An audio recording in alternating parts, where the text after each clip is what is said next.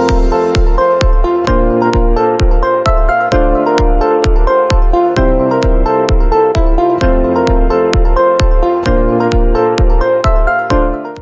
teman-teman, Pak Sutri, para pejuang relasi. Kita kembali lagi dalam Marriage and Content Distrik 1 Jakarta. Dalam program Pasti Berisi, Pak Sutri berbagi inspirasi. Ya, program ini mengangkat pergulatan dan perjuangan Pak Sutri dalam membina relasi di kehidupan mereka sehari-hari. Di program ini, kita belajar bagaimana hubungan kita sebagai suami istri untuk semakin mesra, hangat, sampai akhir hayat kita. Yang jelas, pasti berkualitas, bermanfaat, dan pasti berisi. Oke, kami Pak Sutri Diki Inge, kami dari Paroki Alam Sutra. Tema kali ini adalah time zone. Time zone?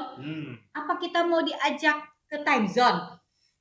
Mungkin juga mereka ini yang mau sharing ke kita ini punya pengalaman atau kenalan di time zone. Atau mereka ada cerita seru di time zone. Bisa juga. Yuk kita tanya langsung pada tamu kita hari ini. Silahkan kenalan. Thank you. Ya. Halo juga teman-teman semua para pasutri pejuang relasi. Mungkin sebelumnya kita kenalan dulu kali ya. Silakan, pastinya. Oke, perkenalkan ini pasangan saya yang selalu siaga namanya Kiko. Dan ini pasangan saya yang luar biasa namanya Heni. Ya, kami usia pernikahannya baru satu. Satu dekade. Oh, 10 tahun ternyata. Silakan lanjut. Di usia pernikahan kami yang 10 tahun ini bersyukur kami sudah dikaruniai seorang putra berusia 6 tahun setengah. Dan kami berasal dari Paroki HSPMTB Tangerang. Dan saat ini juga puji Tuhan kami dipercayakan sebagai koordinator DME Paroki. Wih, luar biasa ya. Oke. Tadi lanjut ya temanya tuh. Iya, Kiko Heni. Perasaan nih, kenapa sih pilih tema ini? Time zone. Oke. Time zone buat kami adalah perbedaan zona waktu. Oh, jadi bukan karena kenalan time zone. Bukan. Oke. Iya. Mungkin kita Kiko dulu yang cerita. Kenapa sih ada apa Oke. dengan time zone dan perbedaan zona waktu itu? Nah, saya mau cerita background sedikit ya. Jadi kalau saya ini adalah biasa disebut morning person nih. Gitu. Jadi sih biasanya saya tuh bangun pagi.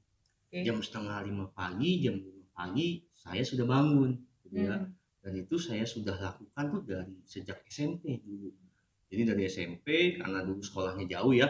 Jadi saya tuh harus bangun pagi. Jam 5 sudah harus bangun, jam 6 pagi sudah berangkat, jam 7 kurang sudah harus sampai di sekolah. Jadi nggak boleh telat ya. Dan itu saya lakukan terus menerus sampai SMP, SMA, kuliah, dan pada saat bekerja juga ya. Apalagi saat bekerja ya. Jadi dulu kan harus on time, jam 8 kurang sudah harus sampai gitu ya. Karena saya bangun pagi, makanya saya biasanya kalau udah malam nih, udah jam 9 malam gitu ya, ini alarm saya udah bunyi nih, karena kan udah seharian bekerja gitu, jam 9 tuh pasti udah capek banget gitu ya, udah capek banget ya.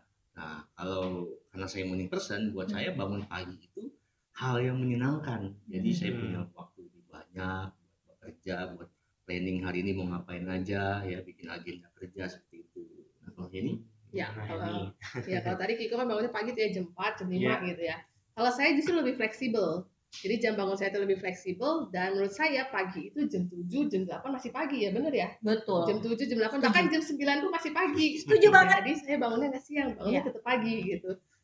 Justru tapi itu udah menjadi kebiasaan sejak kecil. Jadi bangunnya bisa jam berapa aja pagi sesuai dengan kebutuhan. Bahkan saya cenderung bisa lebih malam tidurnya, bisa jam 12, bahkan bisa lebih sampai jam 1. Ya bisa dibilang kayak kalong kali ya. Kenapa gitu? Karena sudah terbiasa sejak kecil menyiapkan apapun kalau bikin tugas tuh sebelum tidur. Gitu. Jadi kalau saya sudah terbiasa menyelesaikan semua pekerjaan terus siapin lagi untuk besoknya itu di malam hari, karena lebih fokus, lebih konsentrasi, dan saya senang melakukan itu karena saya merasa bebas, tidak ada yang mengekang atau melarang. Jadi saya bisa menyelesaikan sesuai dengan tadi kebutuhan saya sampai malam hari seperti itu. Nah, tapi dengan perbedaan time zone ini, ya kan ada sedikit waktunya nggak sama tuh. Hmm. Apa pernah ada masalah? Mungkin bisa cerita-cerita nih, Iya. biar seru kita. Nah, itu dia. Awal pernikahan tidak ada masalah, aman, lancar gitu kan. Karena kami bangun atau tidur pun ya sesuai kebutuhan gitu kan. Terus saling saling mendukung lah prioritasnya seperti itu.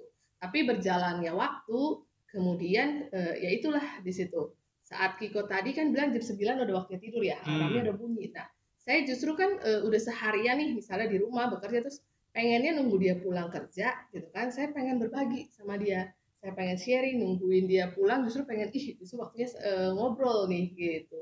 Dan ternyata di kamar kirain bisa ngobrol, malah ditinggal tidur dong sama dia. Dia udah tidur duluan, saya jadi bingung kan. Nah, saya sama siapa gitu kan. Nah, awalnya sih nggak masalah gitu, 1 kali, 2 kali gitu kan ya. Tapi kalau terus berlangsung kok jadinya saya merasa, lah ini kayaknya ada yang nggak beres, ada yang nggak benar gitu. Justru di situ baru saya langsung merasakan mulai pertamanya bingung dulu, kalau begini bagaimana, tapi lama-lama di situ saya merasa memendam sendiri dan akhirnya saya marah dan juga kecewa gitu. Kalau dia misalnya pagi udah kerja gitu kan, udah fokus bekerja seharian dan malamnya justru saat saya lagi mau sharing dia tidur. Seperti itu. Dan disitulah yang membuat saya lama-lama kok jadi sedih, terus saya merasa nggak diperhatikan lagi. Kesannya kok cuek banget deh saya jadi masing-masing. Dan disitulah mulai relasi saya, komunikasi saya dengan ibu itu mulai jauh. Kiko gimana nih Kiko? Ya di awal-awal pernikahan sih ya semua berjalan biasa aja ya, saya masih maklumi seperti itu. Dan tapi kok lama-kelamaan ketika pagi saya bangun, saya sudah kerjakan yang harus diberesin hari ini, kok ini masih enak-enak aja ya tidur gitu ya. Dan di situ lama-kelamaan membuat saya merasa tidak nyaman. Dan makin berlarut bikin saya makin marah gitu. Ketika saya butuh dia di pagi hari, ada yang harus diberesin segera, kok dia nggak ada buat saya gitu ya. Dan di situ saya marah. Dan waktu itu puncaknya adalah kami pernah nih kejadian pulang gereja waktu itu ya, lagi di mobil di perjalanan, saya ungkapkan ke ini bahwa saya marah ke dia, bahwa saya nggak suka kebiasaan dia seperti itu bangun lebih siang dibanding saya. Saya butuh dia bangun di pagi hari supaya bisa membantu saya untuk plan kita mau ngapain aja hari ini, untuk beres-beres kerjaan apa aja yang harus dibereskan seperti itu. Dan itu ketika saya marah itu sampai Henny membuat dia menangis waktu itu, sampai membuat Henny menangis dan membuat relasi kami waktu itu setelah itu ya menjauh. Relasi kami semakin renggang, komunikasi jadi berantakan lah. Jadi relasi kami nggak bagus pada saat itu. Ya betul banget. Jadi tadi yang Kiko cerita sampai marah itu di mobil, itu benar-benar udah kayak udah mungkin ya nggak bisa ngapain lagi karena kita saya juga di situ malah merasa sangat sedih dan kecewa. Kenapa? Karena tadi Kikonya marah itu saya malah merasa loh kok jadi menyalahkan saya, kok jadi yang saya salah gitu. Sedangkan saya juga akhirnya menuntut dia. Nah saya juga menunggu nih mau punya quality time, mau ngobrol bareng kok malah ditinggal tidur gitu. Jadi di situ malah akhirnya saling menuntut. Saya merasa disalahkan dan juga akhirnya saya juga marah ke Kiko dan lebih lagi sampai nggak bisa marah lagi ya akhirnya benar-benar sedih kecewa dan akhirnya nangis waktu itu. Dan ya itulah yang akhirnya benar-benar bikin komunikasi kita jauh, relasi kita jauh. Dari setelah itu relasi kita jadi kurang oke. Wah, seru banget dengar ceritanya ya. Kita juga Iya, sih kita ya. juga ada kayak gitu. Ya pemirsa, saya nih juga morning person. Saya tim Kiko karena saya juga bisa nikmati pagi-pagi minum kopi dengan tenang, sejuk. Kayak senang banget gitu kan. Aku tim Henny dong, tim kalau Aduh. enak kayak kita ya Hen ya. Kalau malam kan sunyi, kita bisa fokus, iya kan, bisa concern, terus mempersiapkan buat besok pagi. Pak Sutri, kelihatannya kan mereka mesra banget ya nih. Berarti mereka sudah punya rahasia, kunci rahasianya. Apa sih? Yuk kita tanya ya. Kiko Henny, boleh dong berbagi. Kita mau belajar nih, ya kan? Kasih tahu rahasianya apa? Iya, puji syukur sih kami sudah mengikuti weekend MA ya.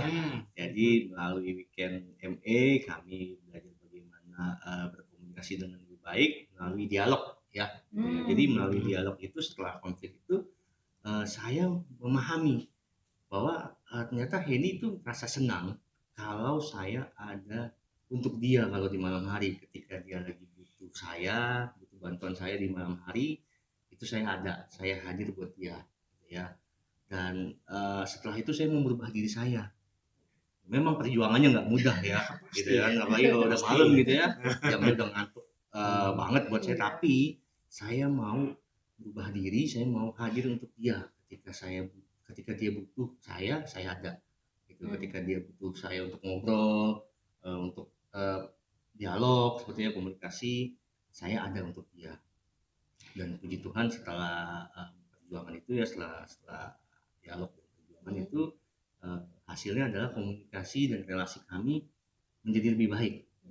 Saya tahu kalau ini itu senang banget kalau saya ada untuk dia di malam hari, jadi kita bisa ngobrol lebih intens lagi ya, lebih baik lagi seperti itu. Iya, dan ya tadi juga kami sangat bersyukur tadi, senang banget bisa kenalan dengan komunitas Weekend Marriage Encounter. Dari situ tadi yang Kiko udah cerita, ada namanya toolsnya kita diajarin untuk berkomunikasi dengan dialog. Dan di situ kalau misal dilihat nih Kiko nih mukanya pendiam biografi gitu ya kayaknya ya. Kiko ini mungkin bisa dibilang orang yang tidak mudah untuk menyampaikan perasaannya. Jadi karena kan fokus bekerja gitu kan. Jadi dia bukan orang yang gampang mengungkapkan perasaannya. Dan di situ di proses dialog itu kita saling mengungkapkan perasaan. Dan setelah saya baca surat cinta Kiko, apa yang dia rasakan, saya akhirnya baru paham gitu. Oh ternyata Kiko itu sedih dan akhirnya dia marahnya dia yang tadi itu ya, saya bilang kok jadi nyalain saya gitu, kok saya jadi serasa menyudutkan saya. Itu ternyata dia sebenarnya itu merasa kehilangan tadi sosok yang biasa nemenin dia, karena kan tadinya kita bekerja bareng, terus sekarang saya fokus bekerja dari rumah, sekarang dia jadi merasa kok pagi nggak ada yang support dia gitu. Dia jadi merasa sedihnya dan akhirnya marah di situ, dan saya akhirnya paham, oh ternyata dia seperti itu. Saya pikir kok dia cuek-cuek aja gitu sama saya gitu kan, tapi ternyata dia punya perasaan yang itu, dan saya bersyukur jadi tahu perasaannya, saya memahami, dan akhirnya pun saya tidak lagi menuntut Kiko gitu. Di situ justru terjadi kita saling tidak lagi menyalahkan, tapi justru kita saling meminta maaf ya. Dan di situ juga saya mau merubah diri, saya berjuang ya kan, berjuang tadi sama-sama nahan ngantuk kan, mencoba akhirnya bangun lebih pagi di jamnya Kiko tadi jam 5 pagi untuk bisa support khususnya dalam pekerjaan, menyiapkan di pagi hari. Tapi setelah dijalanin justru malah saya jadi senang gitu. Senangnya kenapa? Karena ternyata pagi hari jadi punya waktu ngobrol sama Kiko, terus bisa sarapan bareng, jadi punya quality time lebih lagi bareng, selain pekerjaan tadi udah beres ya. Dan di situ relasi kami jadi semakin lebih baik, dan saya pun ternyata juga sadar dan semakin paham bahwa Kiko tuh seneng ditemenin tadi, support dalam pekerjaan, dan jadinya kami punya quality time banyak ya, semakin banyak pagi ngobrol dan malam juga ngobrol. Iya, pastinya masih berjuang terus ya. Iya, betul. Kita boleh mencobanya ya. Kita juga boleh coba dong, nggak mau kalah kita ya kan. Nah, tapi berarti kuncinya kalau kita boleh ambil kesimpulan ya, kuncinya adalah berdialog dan juga berani untuk mengubah diri. Setuju ya? Mau untuk merubah diri juga. Iya. Karena saat kita berdialog, kita mendekatkan diri dan relasi kita jadi makin dekat pastinya dong. Dan saat relasi kita dekat, pasti hubungan kita mesra ya kan, satu sama lain, itu buah-buahnya bisa dinikmati sama anak-anak dan keluarga pastinya. Ternyata kita sudah sampai di penghujung acara ini nih, teman-teman. Nah, sebelumnya kita kasih pick pause dulu yuk buat Kiko dan Heri. Thank you banget, kita udah belajar banyak ya kan, dengerin cerita kalian seru banget. Pasti para pasutri juga yang nonton pasti juga belajar dan dapetin inspirasi dari kalian. Thank you ya. Thank you juga. Kesempatannya kita boleh berbagi untuk seluruh pasutri pejuang relasi. Para pejuang relasi, jangan lupa ya, saksikan terus program Pasti Berisi dan klik link evaluasi di channel YouTube kami atau scan QR code di akhir video ini. Yang jelas pasti berkualitas, bermanfaat, dan pasti berisi. See you in the video.